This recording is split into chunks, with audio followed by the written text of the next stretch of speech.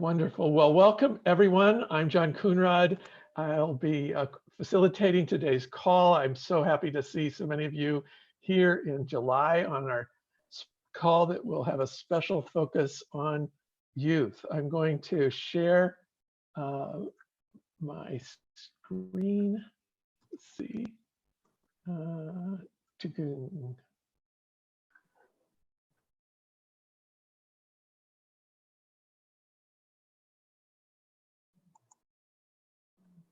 As you know, International Youth Day is right around the corner. It's August 12th.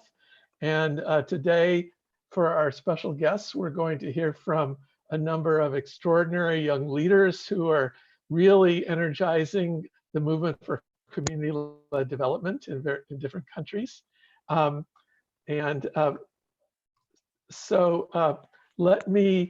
sent everybody, I hope you got it, a communication about translation. I'm going to, in fact, start that system now.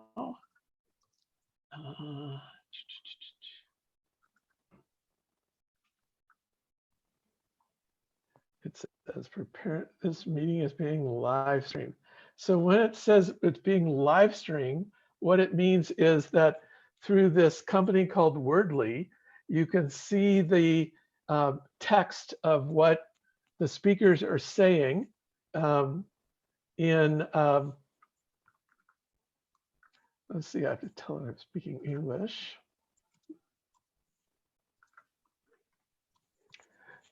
So if you go to the link that I sent you, or if you go to the that little QR code that's on your screen, say with your phone or something, you're able to see the text. And if you click on the little speaker on the Wordly page that opens in another window, you can actually hear it in 20 different languages. It's a little bit complicated because it has to be in a separate window from where your Zoom is or on a separate device. We're trying, this is our first time to try it out. So if you are going to be listening in French or in Spanish or in Bangla or Hindi or Portuguese, you can try that out and we will see if it works. So the first thing I want to do, some people are new on this call, is I want to give a short introduction to the movement. And then we're going to hear from Anne and from Gunjan about our efforts around capacity strengthening of all of our members that want to participate. Then we are going to hear from our guest speakers. And then I'm going to give a short summary of what happened at the UN this past 2 weeks. And we'll announce our coming events. And that'll be today's call. It will go for 1.5 hours.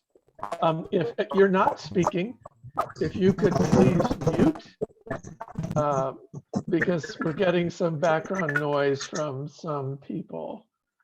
Thank you very much. Okay, so for those of you new to the movement, we were launched at the United Nations the same day that the world signed the Sustainable Development Goals. And we were convinced that of those 17 goals, at least 12 of them required integrated community-led development to achieve those goals. And we've been working ever since to convince the rest of the world of that. We currently have more than 1,500 community-based organizations, more than 70 international NGOs that are members, and 17 national chapters where the real front line of the work is being done. And we're working on 5 goals collectively: voice and agency for women, youth, which is the topic for today, and marginalized groups, adequate community finance.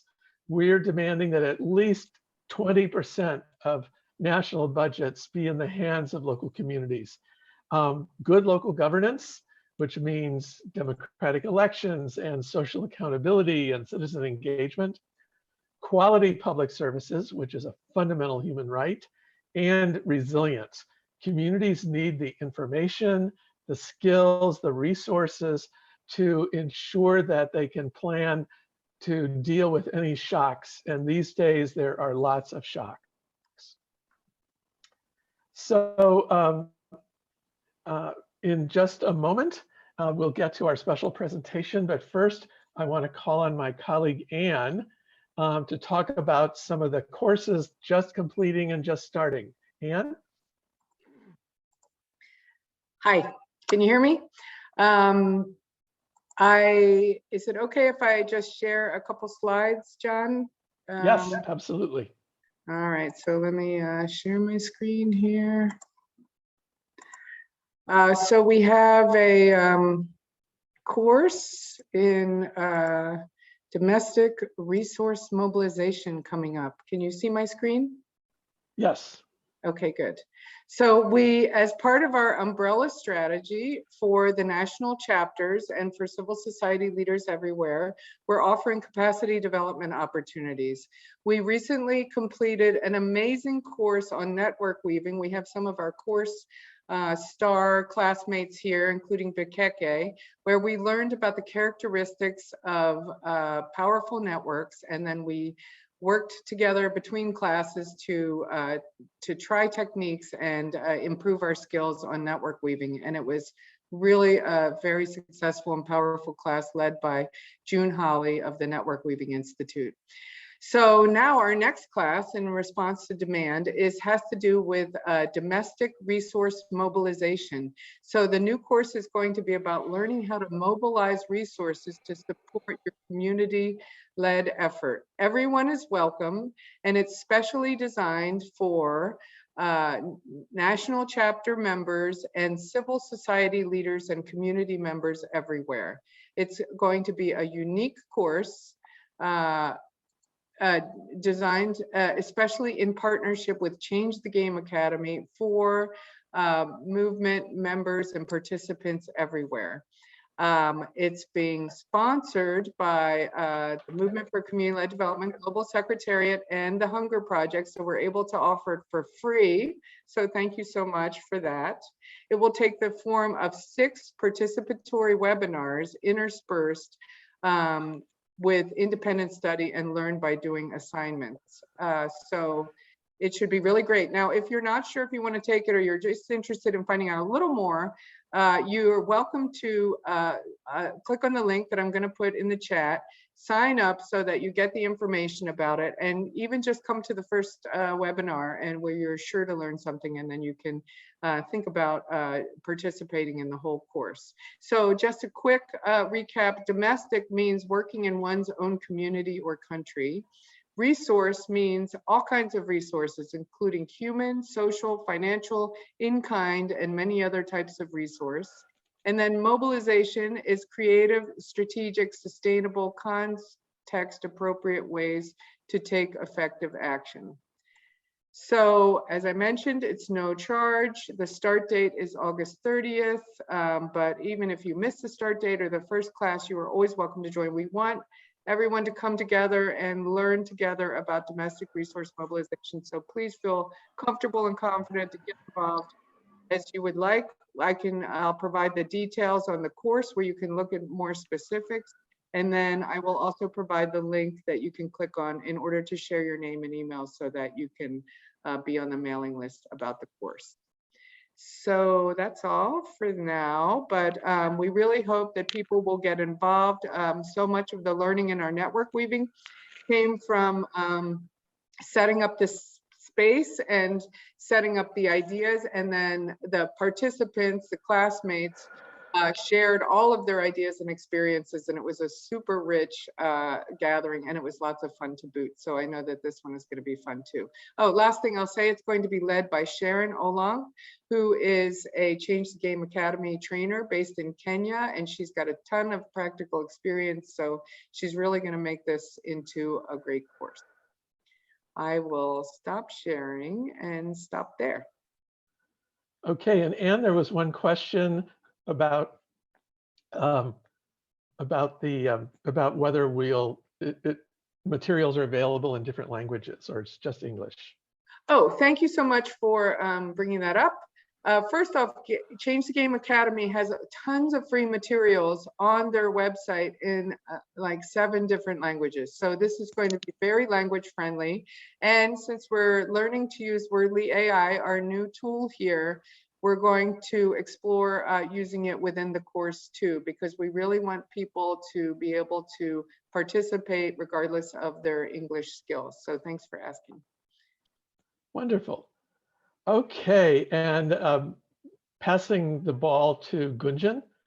Gunjan, you want to tell us about our other capacity strengthening opportunities? Yeah, thank you.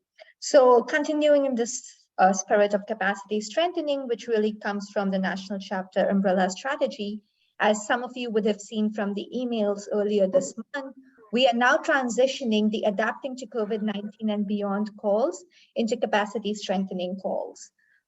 So we spoke to a lot of you to understand what was it about the capacity about the COVID-19 calls that everybody wanted them to continue, even though we had been running them since April of 2020. And what came about was the fact that that was really a space for us to co-create, to learn from each other. So it was really being used as a space for mutual capacity strengthening. And that's when we decided that, so let's just create that as a space for mutual capacity strengthening.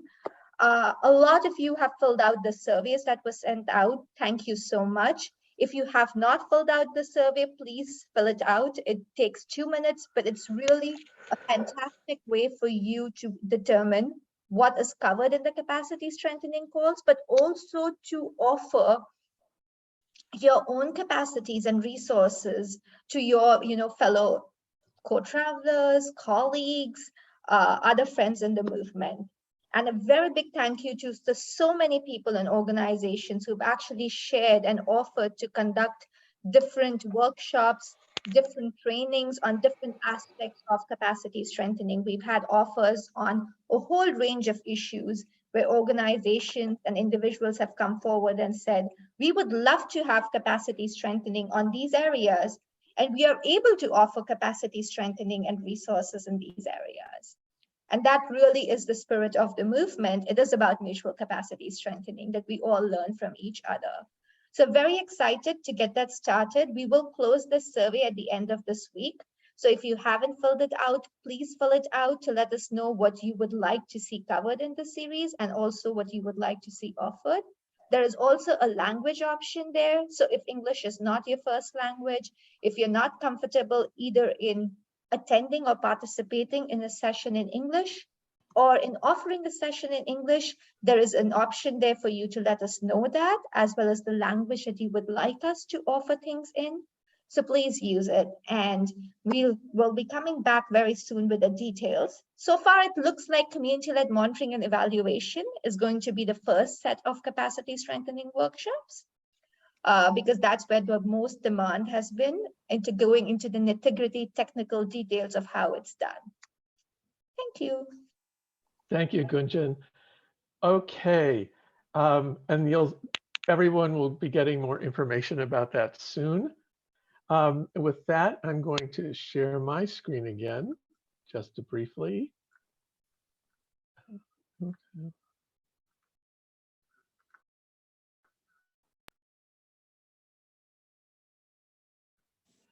And only long enough to introduce our special speakers. So we have, for our preparations, when we were on our regional call recently, we pointed out that International Youth Day is coming up on August 12th, that we have some really powerful young leadership and some young youth-led organizations in the movement. And but we could use a lot more. I know Pascal and Anne and I were very inspired, for example, when we went to Togo to launch the chapter there, how many youth-led organizations there were in Togo. So our first speaker today will be Alexander Agbozo Gidi from Togo. And then after him, we'll hear from Gloria Legoreta from Mexico. and then from Matejokas from Uganda. And each will present what they're doing. They'll share their vision for what the movement could be doing to encourage more youth leadership. So this, I know, is something that all of us are committed to, particularly us old people. We have not gotten the job done. It looks like the world will not be peaceful and prosperous and healthy in my lifetime, but I'm sure it will in the lifetime of these three speakers. So with that, Alexander, let's hear from you first. If you could unmute and let us know what you're doing in Togo.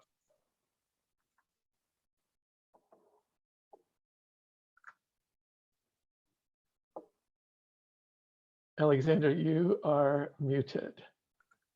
And you have this little thing that says you're away. I don't know what that means.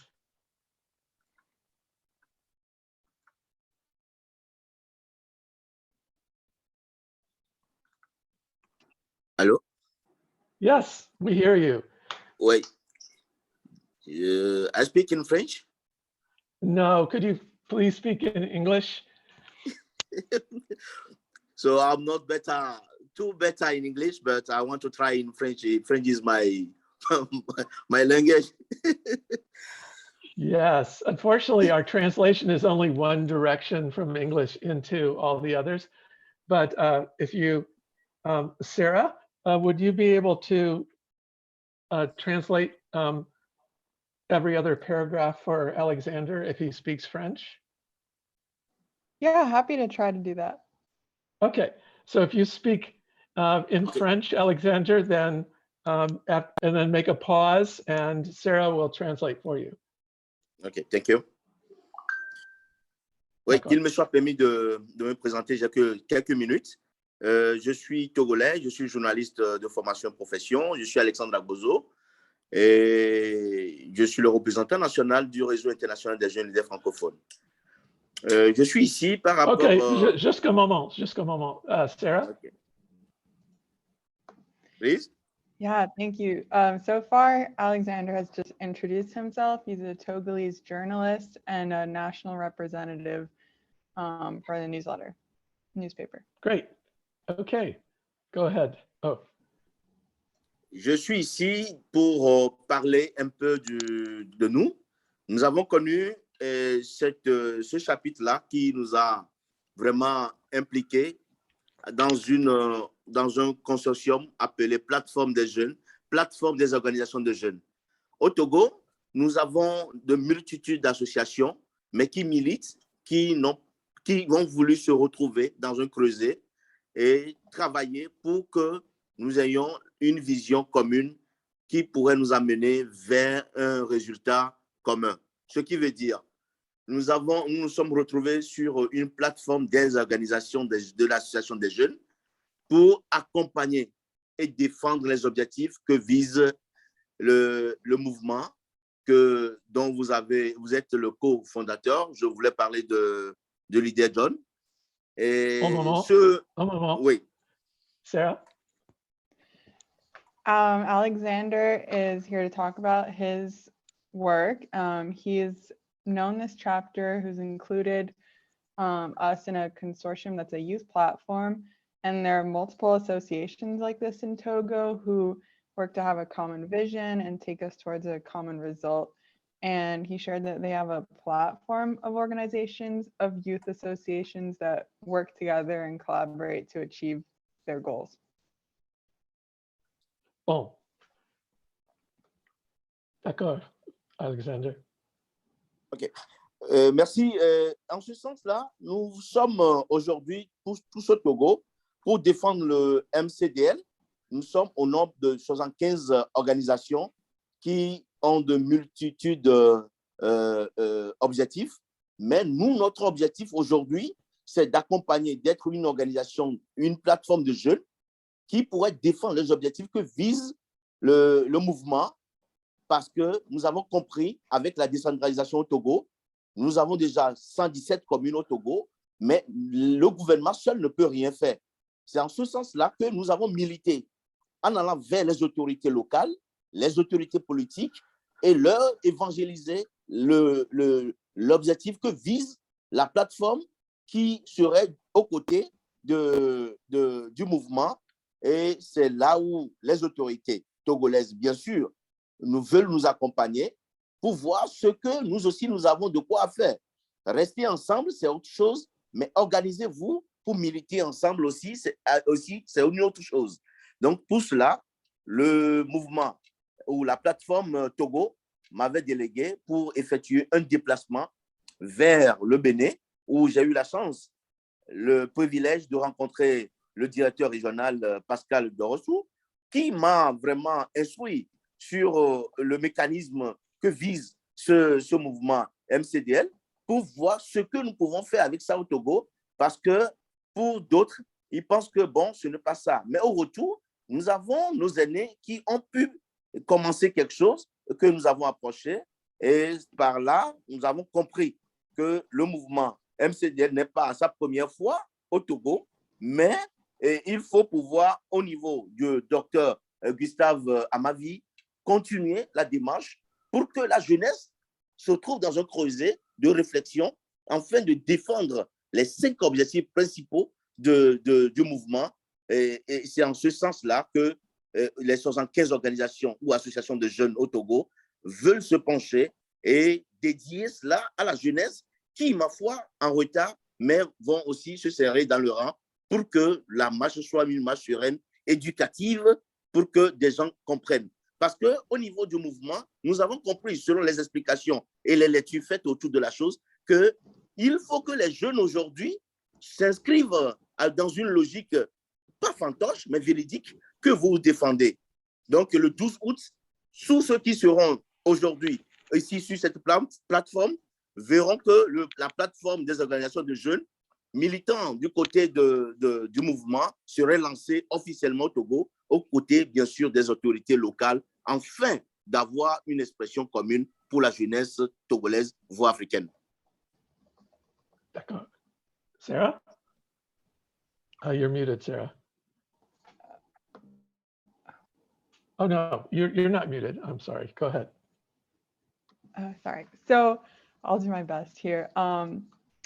Alexandra is here with the platform to defend the goals of the movement and to work towards them, but noted that there's over 70 organizations in this platform of youth that work towards common goals, and also noted that Togo has many communes and the national government can't reach them all, so they work with local authorities, and the Togolese authorities want to work with them to make sure that they work together and collaborate. And they've noted that they also have work in Benin, and Alexander had the privilege to work with Pascal and meet him, where he learned more about the movement and saw a lot of potential of what they could accomplish in Togo and how far they could take this platform, noting the potential to work with MCLD. And they know that youth right now are in a spot of both reflection and action to defend the movement's objectives. And they work with an objective of education and mobilization to make sure that people understand their goals. And Alexander emphasized that youth are in a position to work with local authorities to have a common expression of their goals. Excellent. Thank you. Alexander, anything more for now? Please, thank you. Thank you. Did you want to add any more at this point? Or shall I turn to Gloria? Ouais. Ce que j'ai ajouté, c'est très louable d'être parmi vous. Et que le 12 août, nous voudrions que la direction régionale soit des nôtres pour mieux nous instruire. Et la jeunesse togolaise vous remercie de par ma voix et ma présence ici. D'accord. Sarah? Just noting that they will be working on activities on the 12th of August for International Youth Day, and then thanked us for inviting him here on behalf of the youth of Togo. Wonderful. Okay, so let me now turn to Gloria. Gloria, tell us about how youth are transforming Mexico and perhaps all of Latin America. Hello, John. Hello, Alexa and Jack and Jokas. Hello, everyone. Well, here I am to speak. How I used to be the regional coordinator in Oaxaca for THP Mexico, but now I am the youth coordinator of THP Mexico. And this is the way that we have to show the commitment we have as THP national and international, and our contribution to the different advocacy spaces where we participate, like the movement, that the youth is not only a link to our work, but it's a priority for this year and the next year in order to achieve our goal for 2017. 2070. The MCLD chapter in Mexico as a programmatic activity is not intentional at this time.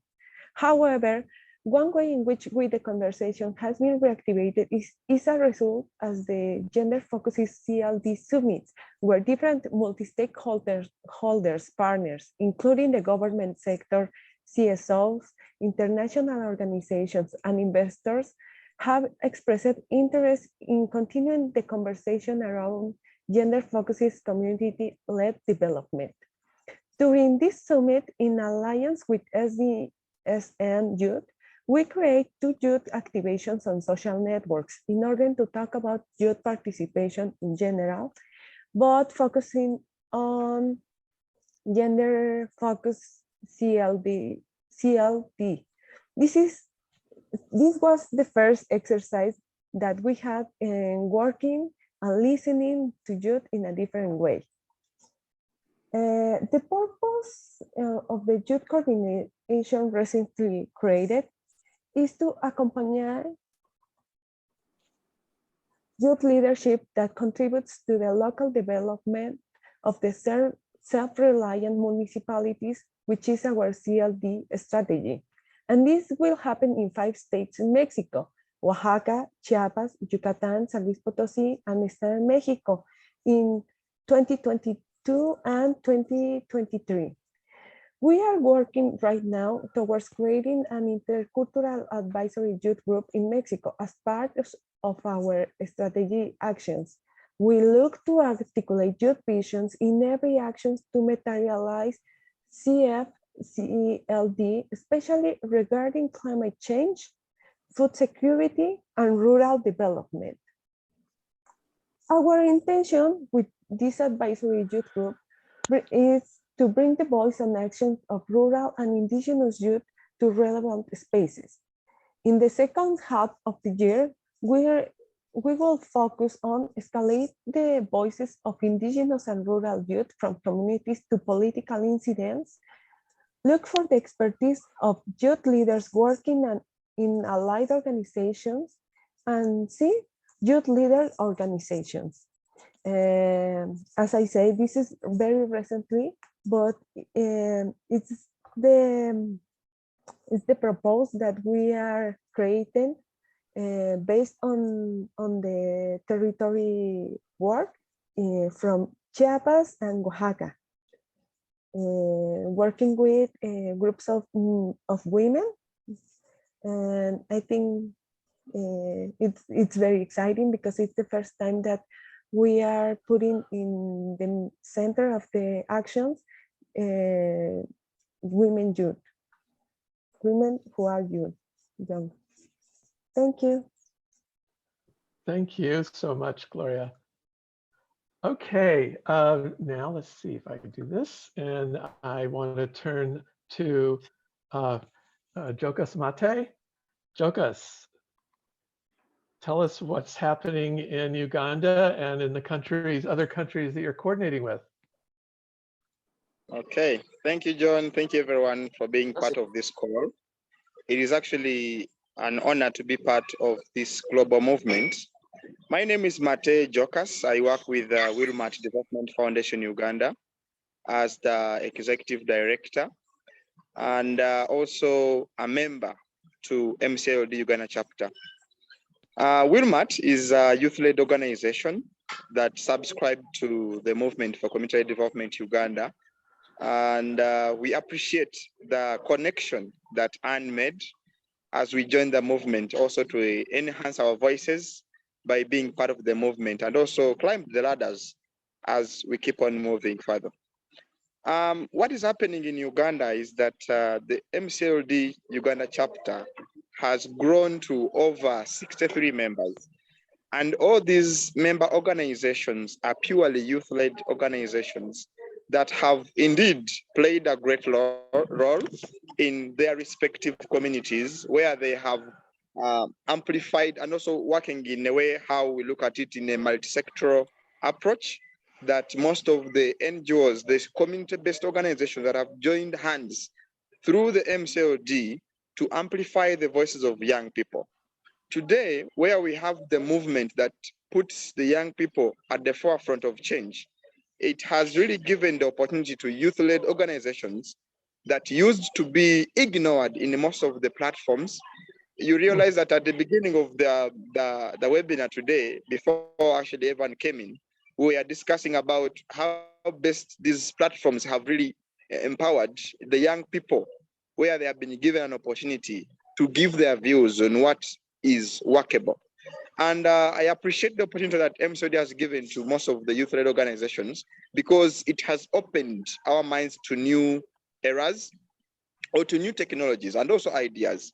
Because through these kind of engagements, our networking skills have actually improved, and also the capacities, even our interests, where also our coverage has also expanded to other areas. And also young people are actually championing awareness, webinars, even community engagements, where now everyone is in charge of ensuring that MCLD does not only look at the founding members, but also having new members being recruited on a daily basis. And also would like to leverage on the power of the youth to ensure that now CLD message reaches to the down, to the grassroots person, because it's through these very small organizations that actually the grassroots person listens to them more than to the global movements or global organizations that may only remain in offices, if I may say, but now expanding to a way that you touch down to the grassroots person. What has been done so far through the MCLD Uganda chapter is that youth-led organizations have been given an opportunity to co-implement, for example, the Right to Grow program, which is looking at enhancing capacities of communities through ensuring that we have food security, sustainable food security systems. We build good food nutrition, looking at wash practices. We've organized different activities ranging from essay writing competitions for young people, children's parliaments, which are enhancing voices of young people to speak about food nutrition. What do they need to see different? And this has been because of the MCLD Uganda chapter.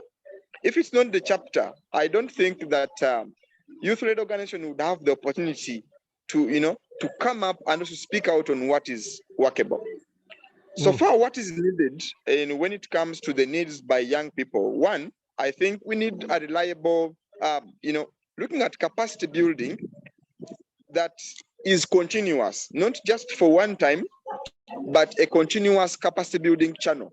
Looking at different ways, for example, communications. How best can we do communications to enhance youth capacities? Availing safe spaces like this one more and more, not only looking at the youth day, but oftenly engaging young people to enhance their capacities. Because at the end of the day, these webinars are there to, to help us think through our approaches and also helping us to organize the MCLD in terms of evidence collection. What can we do in order to document what CLD approaches we are using in our own entities, and also ensuring that we have inclusion, because these very spaces are opening, the eyes of young people that now you look, if I can do it, you too, you can do it if you have the opportunity and the right direction to leverage on that engagement. Thank you. Thank you, Mate. Very clear and very inspiring. Thanks so much. Okay, now I've noticed that we have dozens of people on the call who are themselves either young or young at heart or are organizing events around International Youth Day. So if anyone would like to use the little response thing at the bottom, there's 3 dots, and in there you can see a little hand that you can raise, and that'll let me call on you, and we'd love to hear what kinds of things you are organizing. So anybody want to raise their electronic hand, and I'll call on you. Anyone? Oh, yes, John Metten, SACDN. John, do you want to unmute and speak?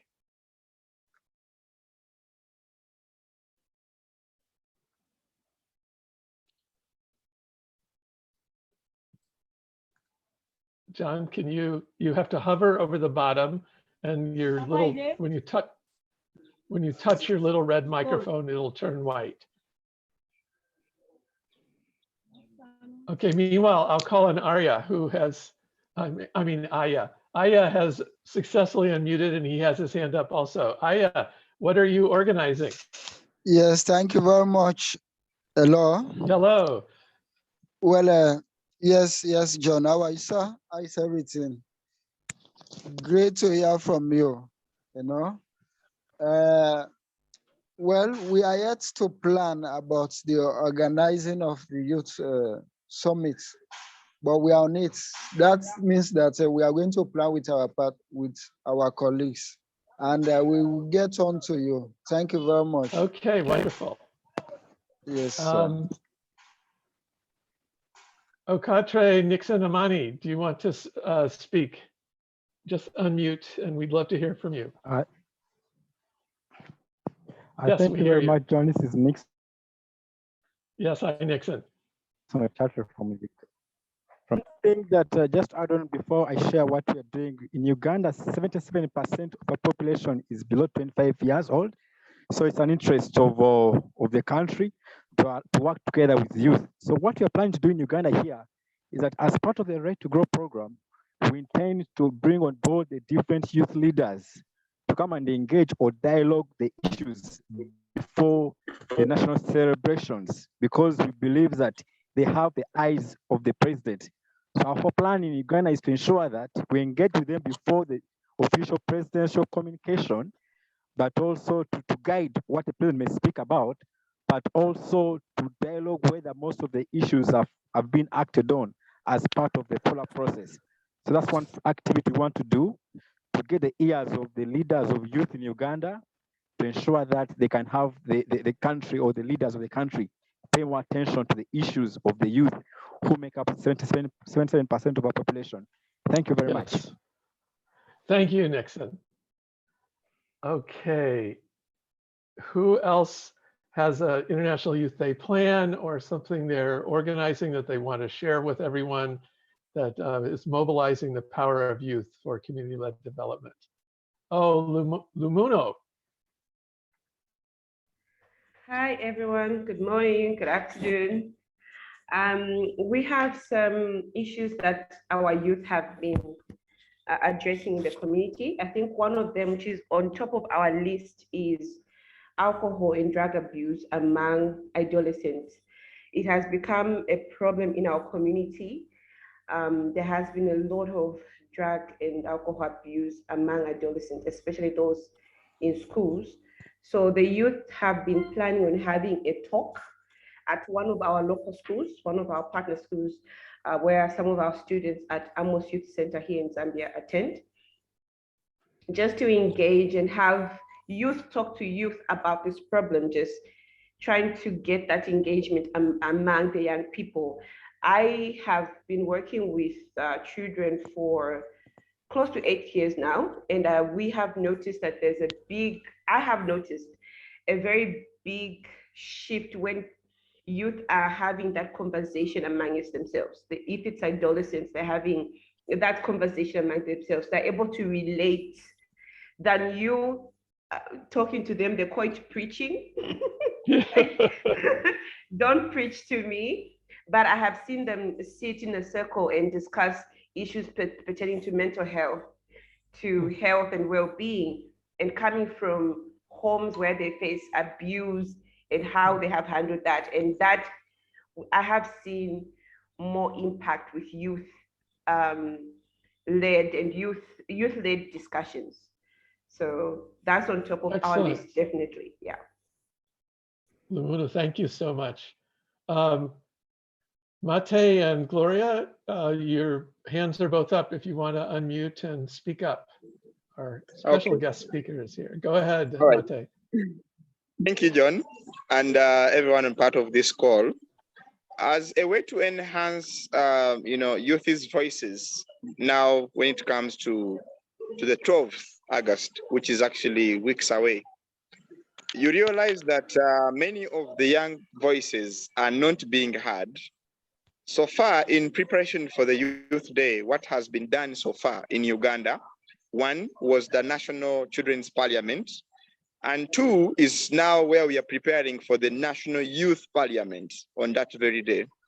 And we believe that our very young people who are actually below the age of 30, 35, is it 40 to 40 and below, who are still young people and energetic, we will be able to present a position paper in our national parliament in regard to enhancing youth collective, enhancing youth inclusion in different policy frameworks. And these opportunities are also being enhanced by different partners like the Hunger Project Uganda through the Right to Grow program. And all these are being done to enhance the capacity of young people. And we believe that if these spaces continue, to being exposed more to, first of all, a young person needs to be ready for these kind of spaces, because these spaces can't be available to you if you're not ready for them. So you must be ready yourself. And that's what we've done to make ourselves ready. So that now we become an example, a living example to other young fellows who are actually watching over us on every step that we take. And it's through the same inspiration that we want to take to the global platforms, to the national platforms. We are bringing young people closer to the policymakers, because most of them are actually ignoring young people's views, that you have nothing to say, we are the ones with the ideas. But look here, we have the ideas, we have the morale, and we understand our young people much better than those who sit in those very offices they do. So it's how we are destabilizing the spaces by reorganizing them, where we bring young people at the forefront of change, of development, actually. Thank you. Thank you. We have proof of that, because in the Nobel Prize in Physics, the Nobel Prize in Physics has only given out for work that was done by people before the age of 35. Like us that are over 35, we're just not going to be so as creative. Gloria, you had something more to add? Yeah, thank you for the word. Right now, we have explored some participations or some perspectives about youth. In Mexico, for example, the traditional action for development of youth have focusing on understanding the cultural identities of young people in our society. The perspective stigmatized young people as urban and rebels with similar cultural identities, and that's all. And there's another view focuses on the youth as a specific and homogeneous population that needs guardianship and protection, particularly on certain issues: education, labor, migration, reproductive issues, addictions, violence, and crime, and organized crimes specifically. And this is the way that we don't want to have. That's the perspective that we are not looking for.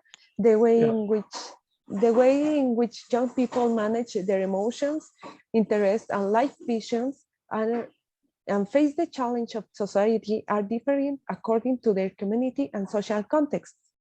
That's why in the next month, we are going to present the a convocatoria that we are working toward creating an intercultural advisory youth group in Mexico as part of our strategic actions. We look to articulate youth visions in every action to materialize MCLD, especially regarding climate change, food security, and rural development.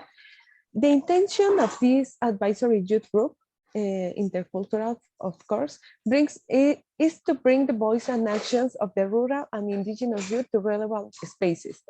We look forward to escalate the voices of the indigenous and rural youth from communities to political incidents, especially with youth institutes that are in our territories, focus on our territories, for example, Oaxaca, San Luis Potosí, Chiapas, Estado de Mexico, and Yucatan.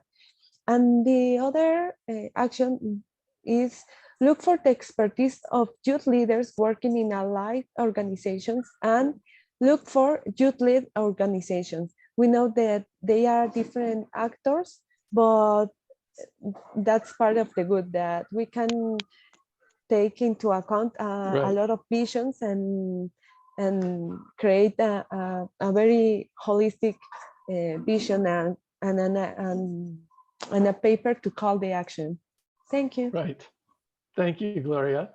Sanyu, if you can unmute and hi. Hi, John. For us here at Private Sector Foundation Uganda, we have been involving the young people to engage in business through the lead farm structure approach, where it has supported them to engage in the different value chains in the different sectors: tourism, construction, agriculture, trade, and allied services. And so ahead of the International Youth Day, we are working along and with these young people and the youth generally to mobilize them to share their success stories of how the lead farm model has facilitated their engagement across these various value chains, sector value chains, and how the model has facilitated their skills development for their engagement in decent employment. Yeah. Very good, Sonia. Okay, well, as you can see, there's lots happening, and there are lots more, as Mate expressed, there could be a lot more happening. So I know that I've had a real commitment, even more now than before hearing these wonderful leaders, to have more youth leadership. And I particularly like the idea of getting them in the face of the presidents of countries, getting their inputs into presidential policies and remarks. That's a great way to go. Jokas, you had one more thing to add? Yes. There is a common question that most young people are asking on a daily basis on how can we shift the power and how should it be shifted? Who is ready to shift that power and who is responsible? I have no answers, but we do. Good, good. I think you're ready. And we all have to discover, learn as we go, how to shift the power.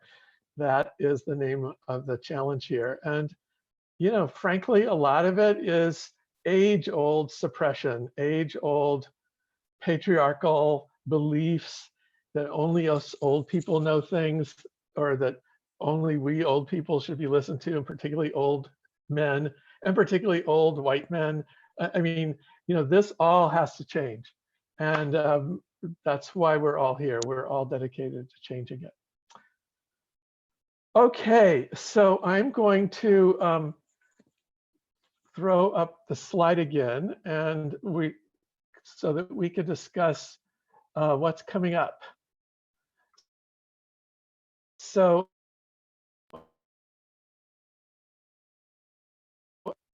it seems like it's July.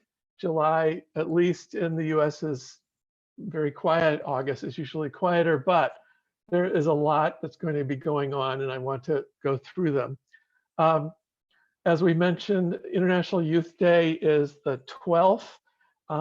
If you don't have an event to go to, I know that the United Nations Web TV, you can tune in and you can see what the youth have been doing at the United Nations. I was just at the United Nations, and there were a lot of youth mobilized and coming to the United Nations meetings. And that's a very good sign. I know there's a major group called the Youth Major Group that gets to speak at virtually every UN meeting. So that's, if you don't have something happening in your own country, you can tune in and cheer on the United Nations. Then on the 30th, the new course that Anne announced will be launching, the first of 6 interactive webinars and a whole lot of offline learning to really take on. And I have to say that my colleagues in India took this many years ago, and it really worked for them. They were really able to raise a lot of money locally, more than they had before. Our next call will be on August 31st, same time, and we haven't designed it yet, but I think my guess, given the requests, will be again covering what's happening in capacity strengthening, what's happening in policy change, and we'll also be talking about the September events, one of which is International Democracy Day on the 15th. The last few years, we've been able to do a lot of social media to remind people that democracy is a good thing. And it's under threat right now in so many places. One of the things that has happened internationally is that last December, there was a democracy summit. More than 100 countries began working together to try to improve democracy. I've been asked to find some majority world, or what's sometimes called global south world, national governments who would be willing to co-lead the youth cohort of nations working on youth in democracy. So I'm talking to a US government person today to find out, but if you have a government that you can access that might be interested in this and was at the Democracy Summit, be in touch with me. During the UN General Assembly that's coming up in September, they're having an education summit. Again, the SDG 4 is for lifelong education, but it does have a very specific youth focus. So this will be a time to have your national leaders who are going to the UN say something great about youth. You can try to get some lines into that delegation. You may even be able to get your government to include you in their delegation to the UN General Assembly. That happens sometimes. Then in October, there's the Committee on Food Security, the World Bank meetings, World Food Day is coming up. Lots of things will be happening in October. And I wanted to especially mention something happening 1 year from now, because you should plan for it. And that is the Women Deliver Conference. The Women Deliver Conference is the biggest conference on women's rights that happens. It will be happening in Kigali. For all you Ugandans on the call, this is your neighbor. And there are some scholarships. So people from low-income countries can apply for scholarships to attend this conference. I will be sending out a link with all that information, or rather, Sarah will be sending out the links with all that information when we send out the follow-up newsletter from this meeting. But a number of you were at the last one. Anybody want to share what that was like at the last Women Deliver conference?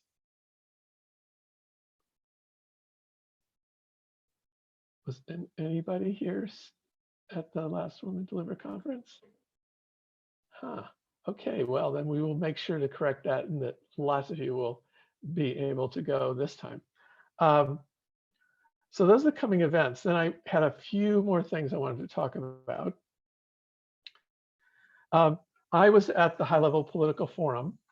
That's the annual review of the SDGs. And we've recently had a couple of calls devoted to community-led food systems, to transforming food systems, to community-led action for nutrition. There are at least 20 different papers on our website about this, the MCLD.org website. And one of the things that happened was that the UN launched this new food systems coordination hub. And it includes a representative of the UN Secretary General, all of the food-related agencies like World Food Program and FAO and IFAD, but also the UN Environment Program. So, because that's a critical preserving our environment. So this gives us a real opportunity to try to influence them. And so far, they've only been talking to governments, but many of us in the room encourage them to talk to civil society. And so they are sending out a survey to all stakeholders. And as soon as I get it, I will send it to you, because our voices really should be heard from this group. They said very little about localization. They said very little about decentralization during this conversation. So the voice, this, just like it was last year during the Food Systems Summit, this is a real opportunity for us to have our voices heard at the highest levels. I also had the opportunity to meet with IFAD. As you may know, of all the multilateral agencies, the one that is most dedicated to small-scale farmers is IFAD. They have just launched a new program protecting rural livelihoods from the global food emergency. So they are mobilizing all kinds of ways to get funds to small-scale farmers to help protect them during this food price crisis. People who depended on fertilizer have not been able to afford it or get access to it. People who depended on wheat from Ukraine have not been able to get it, and prices have just gone through the roof. So there are IFAD and I think lots of the agencies that are supposed to give money to these things are mobilizing to do it. So if your chapter has not made a connection with the IFAD representative in your country, please do that. We really, I was able to talk to their US people and their New York people, but the action is really in each country. So if you have trouble contacting IFAD, let me know and I will facilitate it, because IFAD has got some new money. They're going to be giving new money.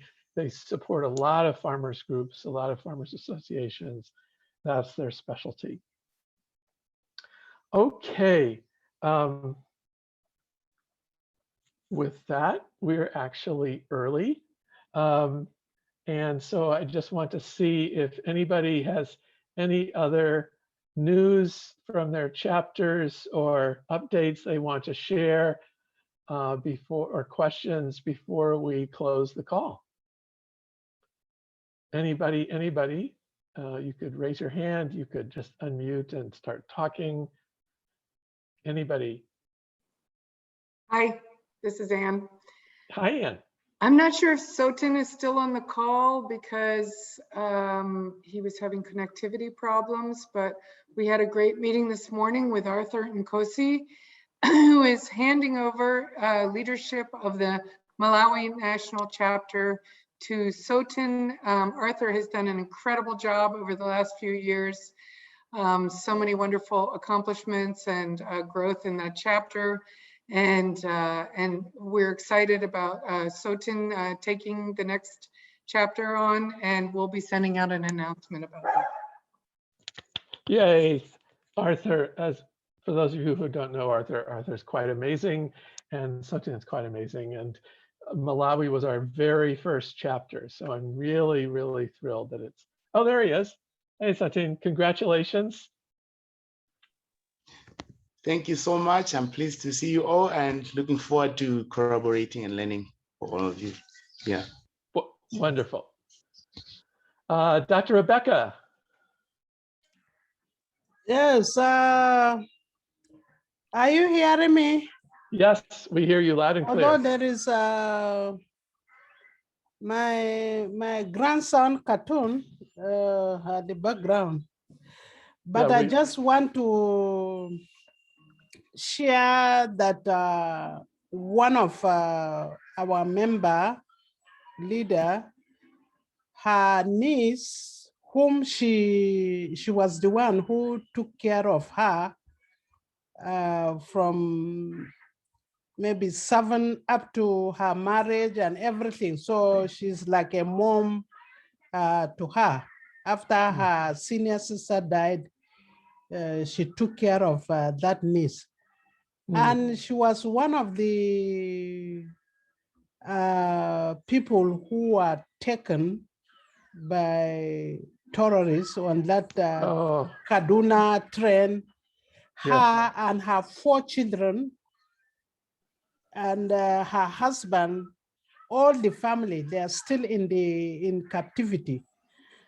And on was it Tuesday or Wednesday when a video from the terrorists came out, they were being flogged. And if you see the children and the daughter of our member and all this, and all the people who are in their captivity for 120 something days, is really disheartening. And they're asking 100 million for each people. And almost all the community in Nigeria are being like hijacked by these terrorists. Yes. Just less than 3 months, 3 weeks, our pastor and they went to the pastor. I knew him. So they killed his 2 children and took away their only daughter.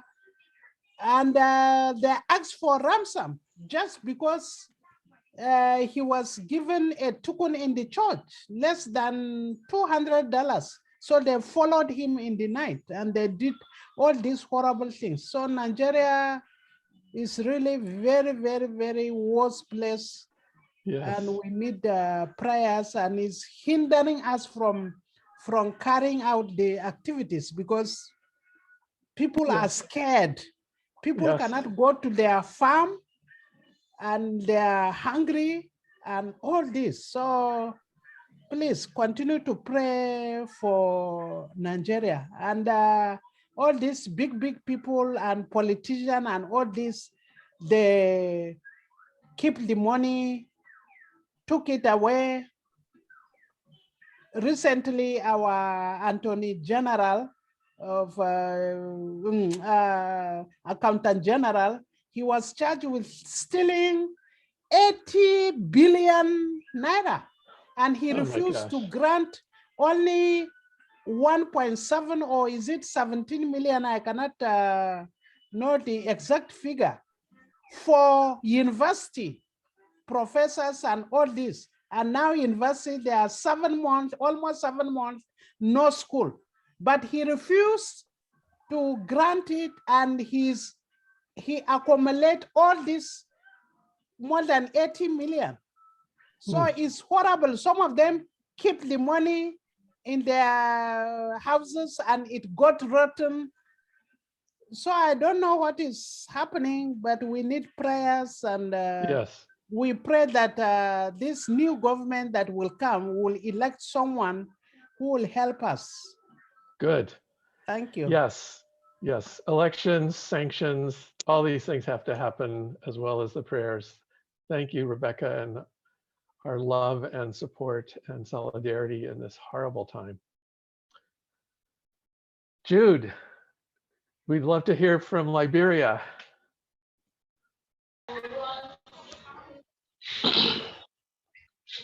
Thank you very much, Dr. John. You can hear me? Yes, loud and clear. And everybody on this call.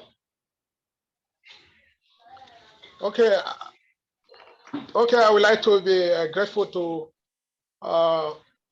say 1 or 2 things in this platform concerning exactly what is happening in Liberia.